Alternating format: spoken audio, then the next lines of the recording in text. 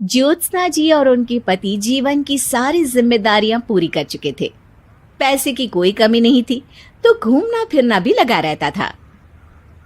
अरे बेटी के घर जाकर तो मजा ही आ गया, लेकिन विदेश से अच्छा तो देश ही लगता है।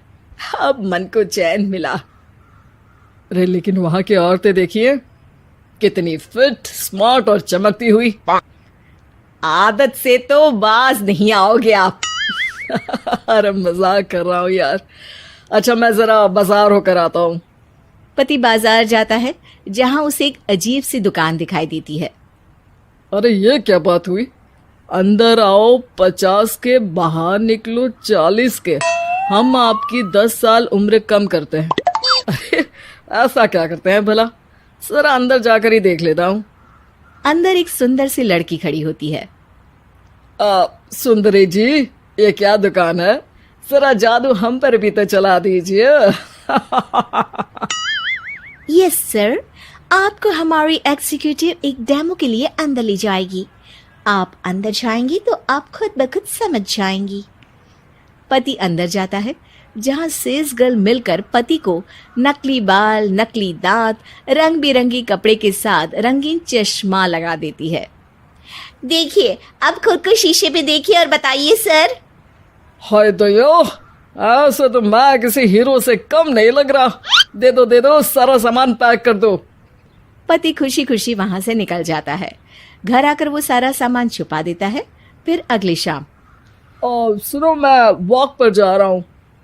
इस वक्त? अरे नाती पोतों को वीडियो कॉल करके बात तो कर लो।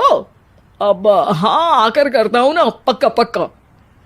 पति बाहर जाकर सारा मेकअप करता है और मार्केट में घूमता है, जहां उसे एक स्मार्ट सी महिला दिखती है।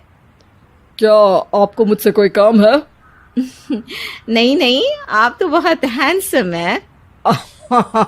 थैंक्स। वैसे आप भी कम नहीं है। वैसे क्या उम्र होगी आपकी? लगता कितने का हूँ?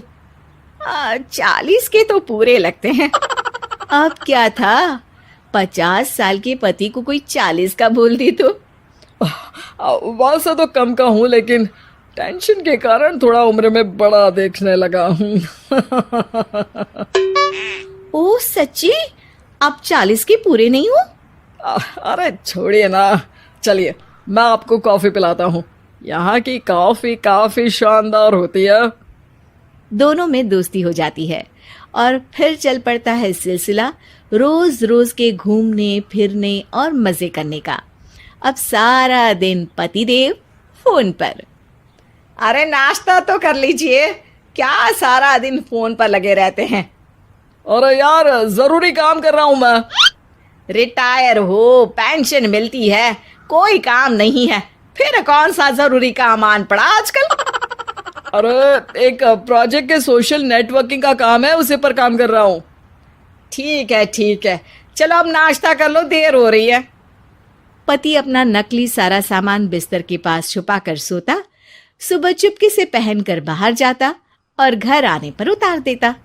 एक दिन पड़ोसन कहती है, अरे ज्योत्सना बहन, तुम लोगों के घर कोई हैंडसम सा आदमी रहने आया है क्या? अरे कहाँ यार, मैं और ये दो ही तो लोग हैं घर में। हैंडसम सी शक्ल देखे तो मुझे भी जमाना हो गया है। अरे पता नहीं, वो जाता तो तुम्हारे ही घर में है, क्या पता कौन होगा। अरे तुम्हारी उम्र हो रही है ना, और भाई साहब को भी गए 5 साल हो गए, शायद इसीलिए अब सारे हैंडसम नजर आ रहे होंगे। पड़ोसन भी ज्योत्सना की बात पर मुस्कुराकर वहां से चली जाती है। एक दिन, अरे सुनो जी, बहू बेटा और पोता आ रहे हैं, कुछ दिनों के लिए वो हमारे साथ ही रहेंगे। अरे शिट यार, ये क्या है? बेटे ने तो कर ली शादी, अब क्या करने आ रहा है यहाँ पर? अरे कैसी बात कर रहे हो जी, इस उम्र में तो माता पिता तरसते हैं कि बच्चे आकर साथ रहे, लेकिन आप है कि।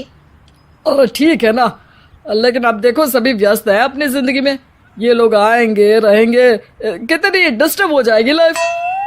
कैसी बात कर रहे हो? अरे जैसे बहुत हैपनिंग है ना तुम्हारी लाइफ, तो जो बच्चों के आने से डिस्टर्ब हो जाएगी। अरे दिन काटने मुश्किल होते हैं, बच्चे आ जाएंगे तो थोड़ा दिन रात पता तो चलेगा। ओफो, ठीक है, लेकिन बोल देना कि ना कोई मेरे कमरे में आए, ना मेरी लाइफ पे दखल दे कि मैं कहाँ जा रहा हूँ, क्या कर रहा हूँ, समझी?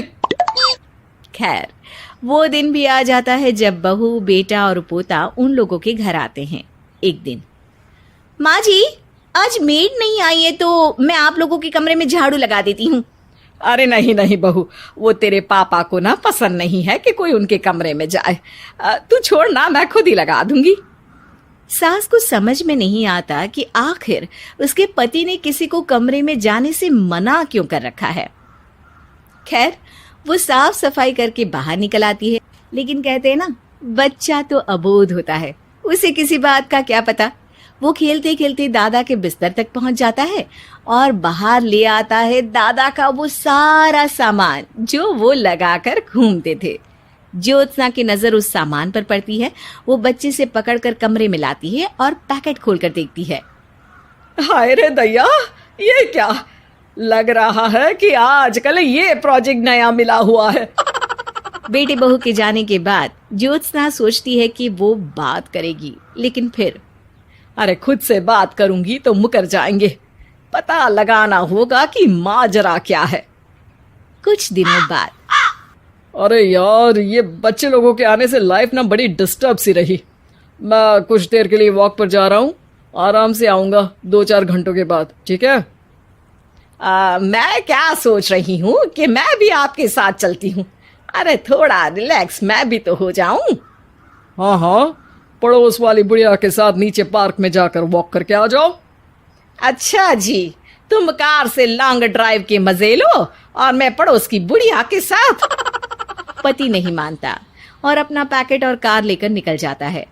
रास्ते से वो उस महिला मित्र को फोन करता है। हाय ब्यूटीफुल, मैं कुछ दिनों के लिए आउट ऑफ कंट्री था, आज आ गया तो सोचा तुमसे मिल लूं। हाँ, क्यों नहीं, क्लब में आ जाओ। पति क्लब में पहुंचता है, सारा नकली सामान चिपका भी लेता है, लेकिन उसे पता नहीं होता कि ज्योत्सना ने सबका गोंद निकाल दिया है। ओ बेबी, मैंने आपको बहुत मिस किया। मैंने भी।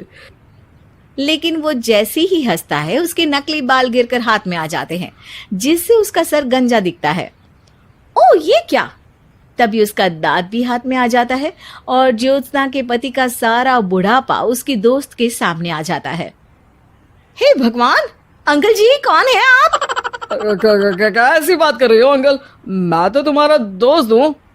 अरे पर हो तो अंकल ही ना। नकली दांत, नकली बाल और क्या क्या नकली है। पति को गुस्सा आ जाता है। वो महिला के बाल पकड़कर खींचता है, जिसके बाद उसका बाल भी उसके हाथ में आ जाता है और महिला के सारे पके बाल सामने आ जाते हैं। ओह, तो तुम भी उसी दुकान से हो? जाओ 50 की निकलो 40 के। हाँ, बढ़िया आई मुझे अंकल कहने वाली। लेकिन ये समझ में नहीं आ रहा कि मेरे बाल और दांत बाहर कैसे आ गए। तभी वहां ज्योत्सना आ जाती है। जी, मेरी वजह से। चलिए इन आंटी जी को नमस्ते कहिए, फिर घर चलते हैं और वहां मैं बनाऊंगी आपको 40 का।